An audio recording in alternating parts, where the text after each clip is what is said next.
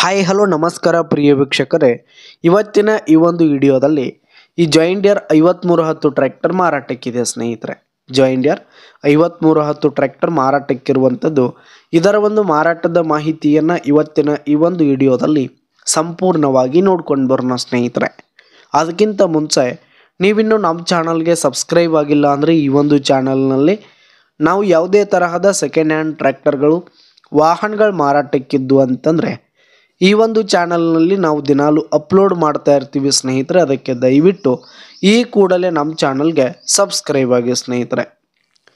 ಇನ್ನು ಈ ಒಂದು ಟ್ರ್ಯಾಕ್ಟರ್ನ ಓನರ್ ನಂಬರನ್ನು ವಿಡಿಯೋ ಕೆಳಗಡೆ ಟೈಟಲ್ನಲ್ಲಿ ಕೊಟ್ಟಿರ್ತೀನಿ ಸ್ನೇಹಿತರೆ.